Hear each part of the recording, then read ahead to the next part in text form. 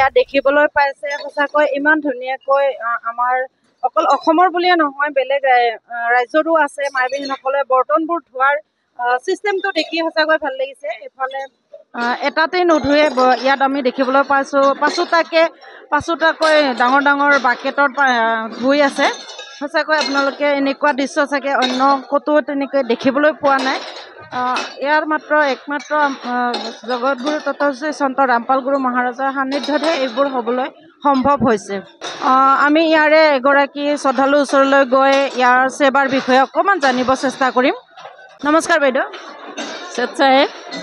আপুনি ক'ৰ পৰা আহিছে? মই অসমৰ পৰা আহিছোঁ, অসমৰ গোলাঘাট ডিষ্ট্ৰিক্ট।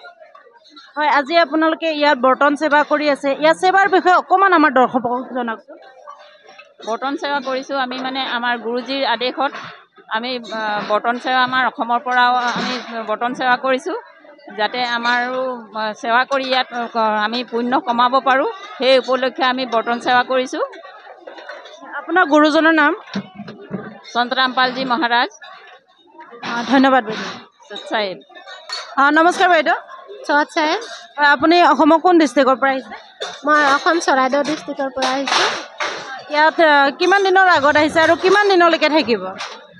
আমি 27 তাৰিখে ট্ৰেইনত বহিছিলোঁ, ইয়াত 29 তাৰিখে আহি পালোঁ আৰু অহা কালি 7 তাৰিখে আমি যাম ইয়াৰ পৰা। ইয়াত আপোনালোকে আজি ইয়াত বৰ্তন সেৱা কৰি আছে আৰু অকল বৰ্তন সেৱাই পাইছে নে অন্য সেৱাও পাইছে? অন্য সেৱাও পাইছোঁ, আমি ৰাতি চিকিউৰিটি কৰিব পাইছোঁ আৰু কাপোৰ ধোৱা সেৱা কৰিব পাইছোঁ আৰু বৰ্তন সেৱা কৰিব পাইছোঁ। আপোনালোকে যে সেৱা কৰে, সেৱাৰ বিনিময়ত আপোনালোকক কিবা দিয়া হয় নেকি?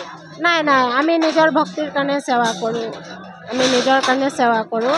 আমি সেৱা কৰি আমি যিখিনি ভক্তি পাম সেইখিনি লৈ আৰু সতলোক যাবলৈ আমি এইখিনি সেৱা কৰোঁ। আপোনাৰ গুৰুজনৰ নাম? সন্ত ৰামপালজী মহাৰাজ। আৰু ইয়াত কেনেকুৱা ধৰণৰ ব্যৱস্থা, খোৱা লোৱাৰ পৰা বা আদি কৰি কেনেকুৱা ধৰণৰ ব্যৱস্থা আছে?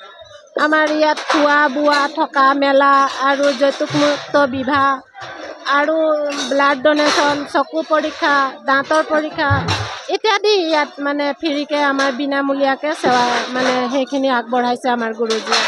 ধন্যবাদ বাইদেউ। চত চাহেব।